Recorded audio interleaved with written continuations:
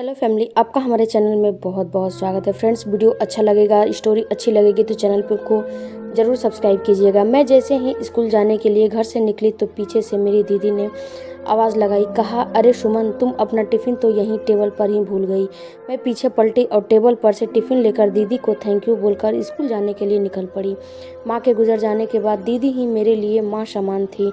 वह मेरा ध्यान बहुत अच्छे से रखती थी। पापा ने दीदी को ज़्यादा पढ़ने नहीं दिया था। वह केवल 12वीं तक ही पढ़कर पढ़ाई छोड़ दी थी। पापा तो कहते थे कि अब मेरी भी ज़्यादा पढ़ाई नहीं करवाएंगे, लेकिन मैं फिर भी अपनी तरफ से खूब मन लगाकर पढ़ाई करती थी ताकि अपने दीदी के सपनों को पूरा कर सकूं।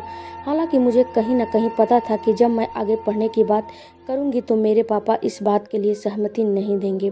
फिर भी मैं अपनी तरफ से पूरी कोशिश कर लेना चाहती थी। शाम को जब मैं स्कूल से घर वापस आई तो मेरे पापा कहने लगे कि आज कुछ लोग दीदी को देखने के लिए घर आने वाले हैं। मैं बहुत खुश हो गई कि दीदी की शादी हो जाएगी। दीदी भी थोड़ी शर्माई हुई थी, इधर उधर घूम रही थी।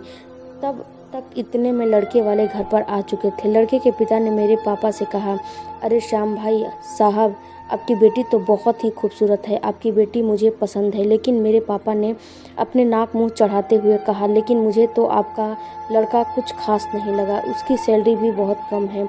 शादी के बाद क्या मेरी बेटी को खुश रख पाएगा कि नहीं? मैं तो बिना माँ के इन बच्चियों को बहुत खुश रखता हूँ और पालन पोषण बहुत अच्छे से किया है मैंने, और मैं यही चाहता हूँ कि मेरी बेटियाँ आपके घर जाएं तो उसे किसी भी बात का तकलीफ़ ना हो और दुख ना हो, इसीलिए मैं यह रिश्ता नहीं जोड़ना चाहता।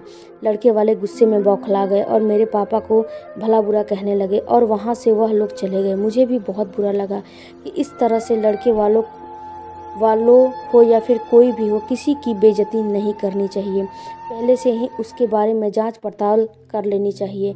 लेकिन मेरे पापा ऐसे ही थे, दूसरों की भावनाओं के बारे में कभी सोचते ही नहीं थे। खैर, बात आई गई। दीदी भी रोज की तरह घर के कामों में जुट गई। दीदी तो पढ़ाई लिखाई करके आत्मनिर्भर बनना चाहती थी, लेकिन पापा ने लोक लाज का भय दिखाकर उसकी पढ़ाई बंद करवा दिया था और घर में ही बैठा रखा था, जिसके कारण कभी कभी दीदी बहुत उदास हो जाती थी। वह भी हमेशा यही सोचती थी कि उसकी शादी हो जाएगी तो अपने ससुराल में जाकर वह थोड़ा आज़ादी का सांस ले पाएगी। तो पापा कुछ न कुछ नुस्खे निकालकर रिश्ते के लिए मना कर देते। जो भी रिश्ता आता था और कभी लड़के वाले ही मना करके चले जाते थे। धीरे धीरे दीदी का आत्मविश्वास टूटने लगा। अब कोई लड़के वाले आते तो दीदी को इतना खुशी नहीं मिलती और वह उदास मन से लड़के वालों के पास जाती, जिससे कि लड़के वाले उदास देखकर लड़की को ही इग्नोर करके और इनकार करके चले जाते। फिर एक दिन मेरे पापा मेरी दीदी के लिए एक शिव का रिश्ता लेकर आए। शिव का इस दुनिया में कोई नहीं था और मेरे पापा ने कहा कि शादी के बाद शिव भी हमारे साथ यहीं पर रहेगा। मैं तो बहुत खुश हो गई थी कि दीदी अब हमारे साथ रहेगी, विदा होकर ससुराल नहीं जाएगी। और ऊपर से जीजा जी भी ऐसे मिले थे कि हमारे साथ रहने के लिए तैयार हो गए थे। तय समय पर एक मंदिर में दोनों की शादी कर दी गई। मगर पहली रात के दिन ही मेरी दीदी मेरे कमरे में सोने के लिए चली आई। मुझे बड़ा अजीब लगा। मैं जब इस बारे में दीदी से पूछा तो कहने लगी कि तुम्हारे जीजा जी शराब पीकर आए हैं और हम शराबियों के साथ रिश्ता नहीं रखना चाहते। मैं उस इंसान को पसंद बिल्कुल नहीं करती हूँ, मैं उसके साथ एक कमरे में नहीं रह सकती। इतना कहकर वह गुस्से में मुंह फेर कर सो गई। मुझे बड़ा अजीब लगा कि शादी की पहली रात दीदी अपने पति के साथ नहीं है, लेकिन खैर पति पत्नी के बीच की बात थी तो मैं कर भी क्या सकती थी। धीरे धीरे मुझे पता चला कि जीजा जी बीमार रहते हैं और कोई दूसरा काम भी नहीं करते हैं और रोज़ रात को शराब पीकर आते हैं तो दोनों में झगड़ा हो जाता है। इसलिए दीदी रोज़ रात को मेरे कमरे में सोने के लिए आ जाती थी। एक दिन मैं पानी लेने के लिए रसोई में जा रही थी तो मैंने देखा कि मेरे पापा ने दूध में कुछ मिलाकर मेरी दीदी को पीने के लिए दे दिया। दीदी ने वह दूध पी लिया। मैं तो हैरान ही रह गई, पापा ने दूध में क्या मिलाया है। मैं बराबर दीदी पर नज़र रखने लगी। उससे रात जीजा जी घर पे नहीं थे। दीदी जब अपने कमरे में गई थी तो बेहोश हो गई।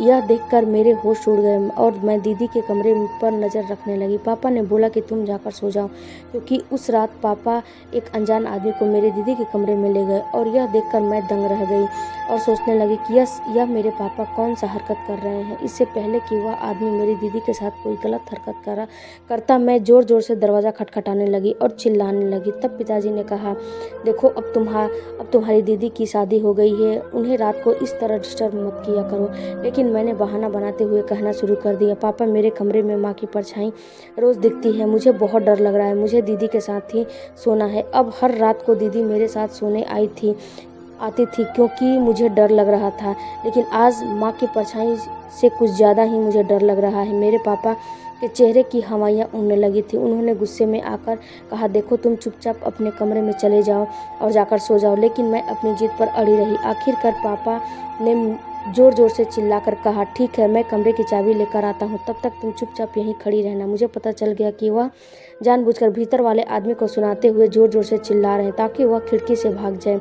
जब पापा चाबी लेने गए तो मैं खिड़की में जाकर देखा तो वह आदमी खिड़की से कूद कर जा रहा था और भाग गया। मैंने राहत की सांस ली, मेरी दीदी बच गई। माँ, पापा ने कमरे खोले तुम्हारी दीदी के पास, तुम अब जाओ। मैंने रात भर अपनी दीदी के साथ ही सोया।